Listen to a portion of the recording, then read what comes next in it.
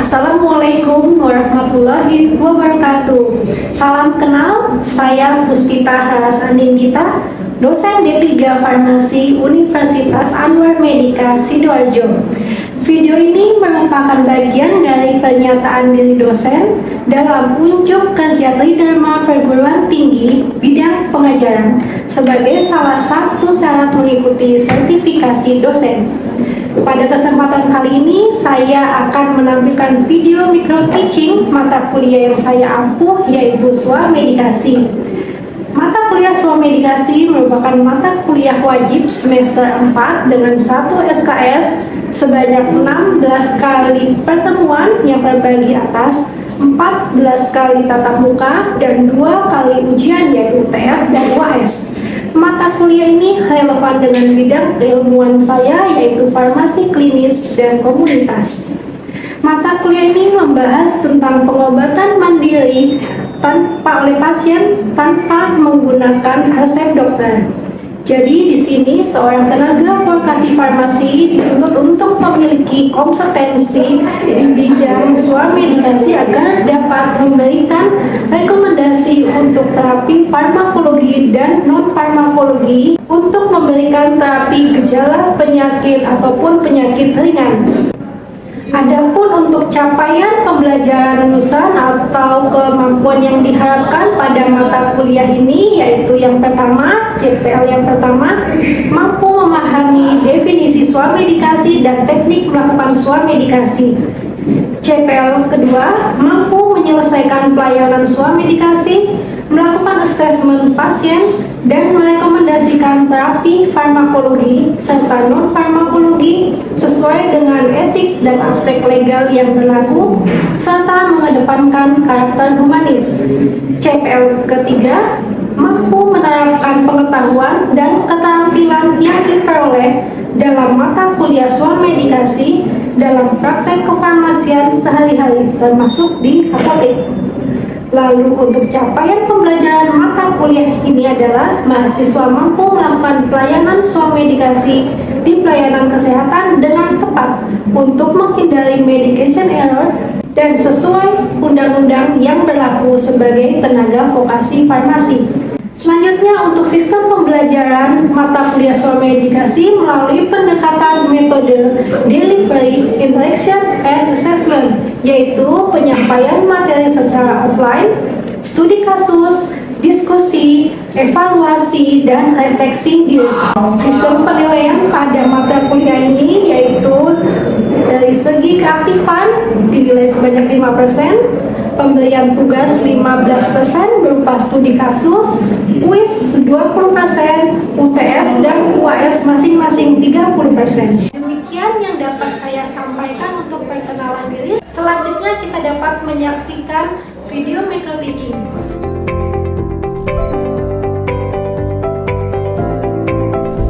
Assalamualaikum warahmatullahi wabarakatuh. Waalaikumsalam warahmatullahi wabarakatuh. Selamat siang teman-teman semua. Siang. Kita mulai, kita berdoa. Silakan. Baik, kita lanjutkan mengenai Swamedikasi konstipasi. Kira-kira konstipasi itu ada yang tahu tidak? Apa itu konstipasi? Ya. Konstipasi itu pada akhirnya nggak bisa keluar secara lancar. Ya, betul sekali. Kalau dia menambahkan, kira-kira penyebabnya apa ya konstipasi itu? Besari, Zakia? Konstipasi kira-kira penyebabnya apa ya? Ya, betul. Nggak usah ada lagi. Ya, betul. Oke, kita lanjutkan. Kita masuk ke pilihan mengenai Swamedikasi konstipasi ini. Kita belajar mengenai apa sih sebenarnya, kita harus mengerti lebih dulu ya sebenarnya konstipasi itu apa. Oke, ini ada kasus. Ada kasus, coba kalian baca terlebih dahulu ya. A patient comes to your pharmacy complaining of inflammation, defection, or constipation. What information do you need to conduct a proper assessment? Kira-kira apa yang kalian lakukan kalau ada pasien seperti ini? Yang akan kalian gali informasinya itu apa? Kamu konsultasi. Ya betul, sudah berapa lama konstipasinya? Lalu apa lagi? Oh ya, ada udah meminum obat apa saja? Lalu apa lagi? Ya apakah demam? Bisa juga. Oke, lagi mengenai assessment ya, jadi kita perlu memberi informasi beberapa pertanyaan kepada pasien. Ini selanjutnya, jadi kalau kita lihat di sini ya, konstipasi itu sering disebut dengan sembelit, yaitu gangguan pada sistem pencernaan, terjadi pengerasan tinja yang berlebihan sehingga sulit untuk dibuang atau dikeluarkan dan dapat menyebabkan kesakitan yang hebat pada penderitanya. Ya, jadi di sini terjadinya pengurangan defekasi, yaitu kurang dari 3 kali per minggu atau lebih, atau bisa juga lebih dari 3 hari ya, bisa 4 hari, 5 hari dan seterusnya. Nah itu pun tidak terjadi kontraksi, jadi tidak merasakan apa-apa untuk terjadinya defekasi.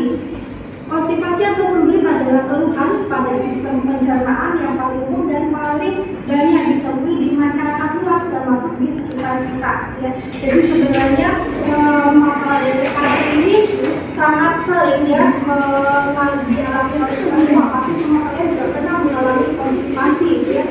Jadi sekitar 80% manusia pernah mengalami konstipasi atau sembelit.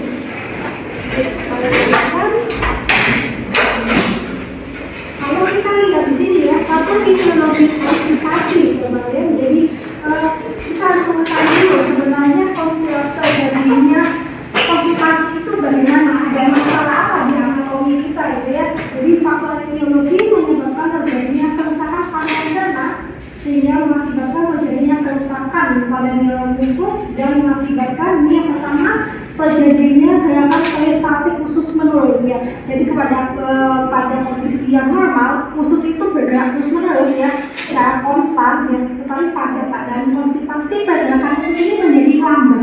Akibatnya kalau gerakan usus ini menjadi lambat, feses pun akan lebih keras. Mengapa kalau lebih keras? Kira-kira kenapa? Ya, karena terjadi reabsorpsi kembali ya air itu. Jadi lama-lama fesesnya juga makin mengeras. Kalau fesesnya mengeras, dia terjadi apa? Sudah pergerakannya lama, fesesnya mengeras, akibatnya iya, konstipasi. Apa? Konstipasi itu berarti fesesnya menumpuk sehingga tidak bisa keluar ya, karena ada gerakan peristaltik tadi menurun, sehingga waktu transit fesesnya pun juga lebih lama. Jadi masa transit di dalam usus dia lebih lama, tidak bisa keluar. Jadi proses reabsorpsi cairan tadi sudah saya sebutkan juga mengakibatkan feses mengeras sehingga sulit untuk dikeluarkan dan terjadi konstipasi. Ya, jadi kalau digambarkan itu seperti ini ya, jadi kadang di usus itu fesesnya yang seharusnya bisa bergerak normal dengan adanya gerakan peristaltik, tetapi pada keadaan konstipasi gerakan usus ini menjadi lambat, fesesnya pun tidak bisa keluar, gitu ya. Nah, ini saya habis, ada yang lupa.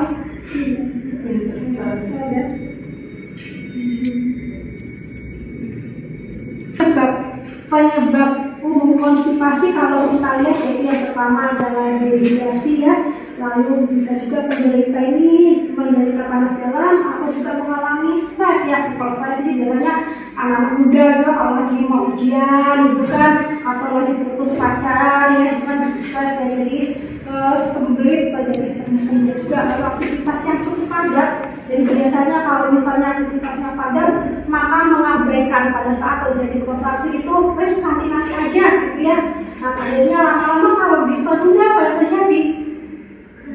Keras ya, karena terjadi reabsorpsi air lain lebih keras gitu ya. Nah, lalu juga karena pengaruh kehamilan, ini paling sering juga yang terjadi. Jadi kalau pada wanita hamil mengalami konstipasi itu hal yang biasa. Lalu pengaruh hormon di dalam tubuh, lalu usus kurang elastis biasanya karena sedang masa kehamilan atau usia lanjut.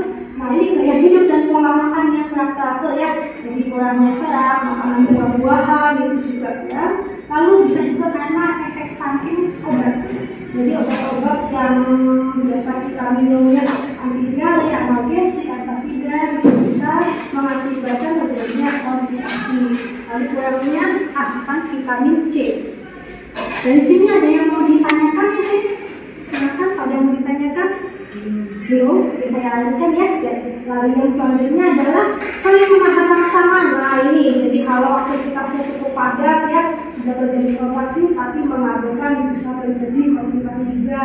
Cara olahraga juga ya, hidup anak-anak besar sekali ya, di mana yang sudah dietnya tidak bagus, lalu jarang olahraga gitu ya, terus suka menahan BAB. Lalu juga kelebihan memakan daging. Nah, nggak apa-apa sih kalau makan dagingnya, berarti nggak apa-apa ya.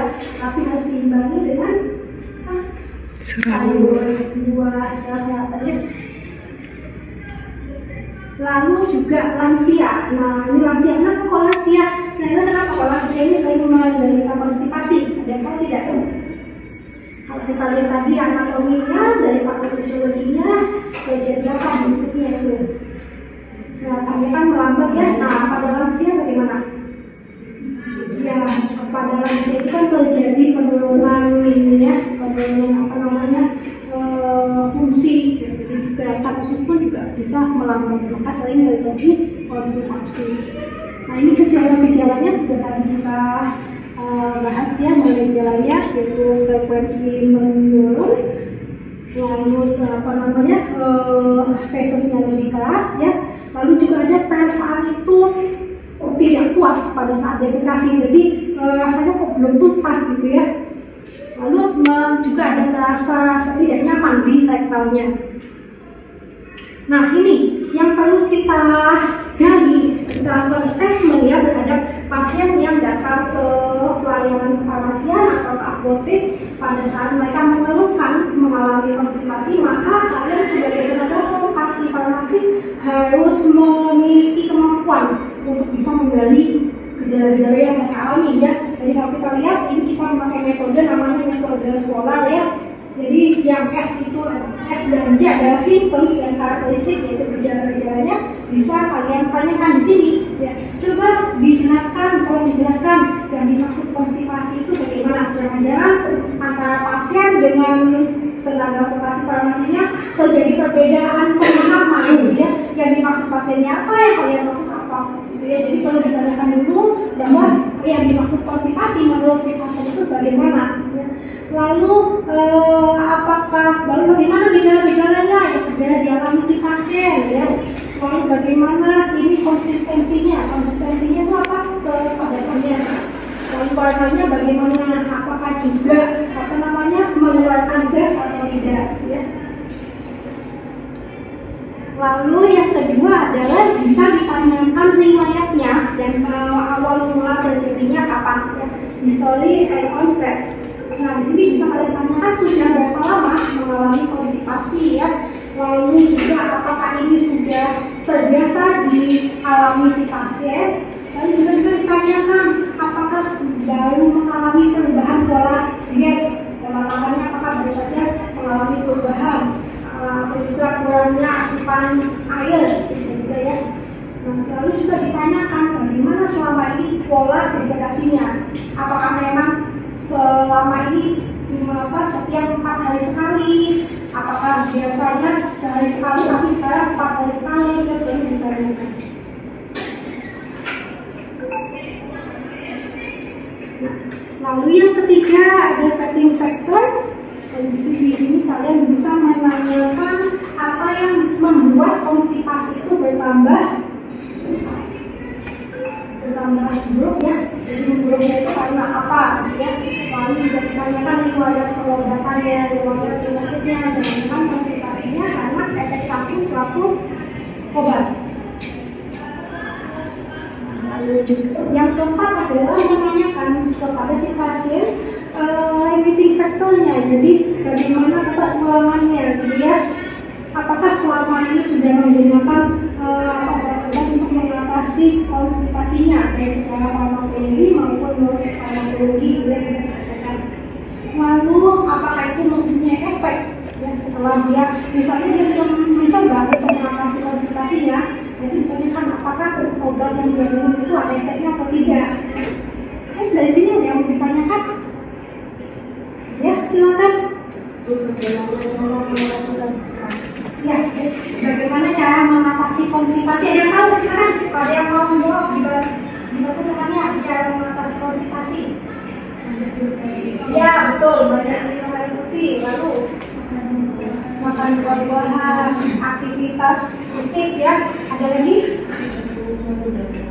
Yang tidak menunda vitamin C. Kita semua bisa paham ya mengenai konstipasi ini, bagaimana cara mengatasinya.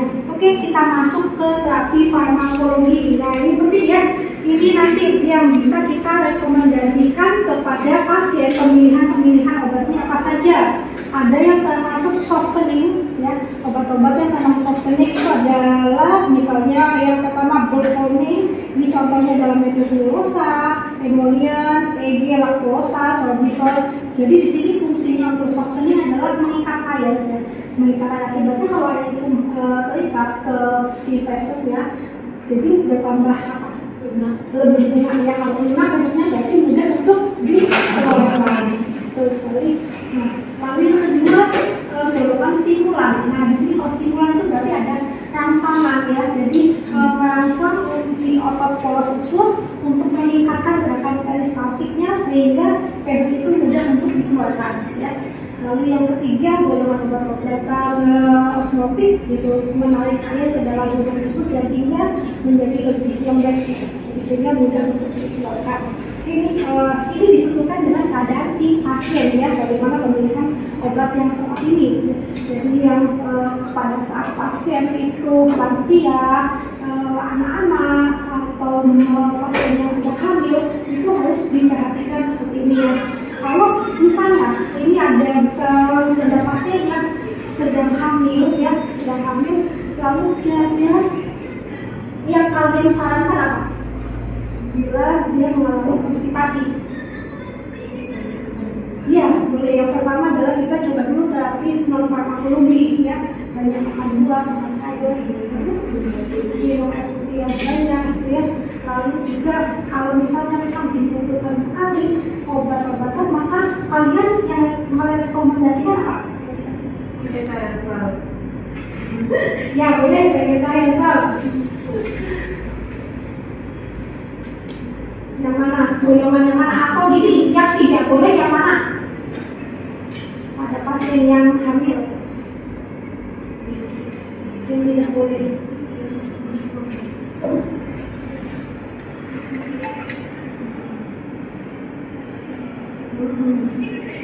Iya, stimulan. Kenapa kok tidak boleh yang stimulan? Iya, kalau berhubungan berarti kenapa? Pada orang hamil itu bagaimana mekanisme kerjanya stimulan?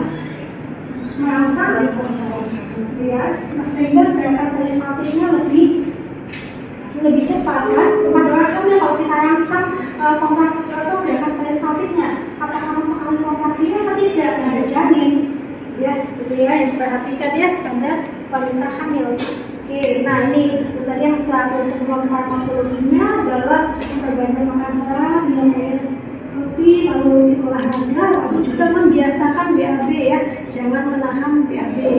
Oke, nah coba dibaca ini mengenai konstipasi pada ibu hamil. Pada kondisi hamil, hormon progesteron meningkat sehingga terjadi relaksasi pada otot usus ya, menyebabkan pengosongan usus menjadi lambat sehingga terjadi konstipasi. Ini memang suatu hal yang alami ya pada wanita hamil ya. Jadi semakin janinnya semakin membesar, ini menyebabkan penekanan pada saluran cerna sehingga menyebabkan gerakan peristaltik ini juga menurun ya. Jadi semakin besar maka sering terjadi masalah pada konstipasi. Jadi tidak usah panik kalau ada pasien hamil datang untuk meminta rekomendasi ya. Pengobatan secara non farmakologi sangat dianjurkan selama kehamilan ya.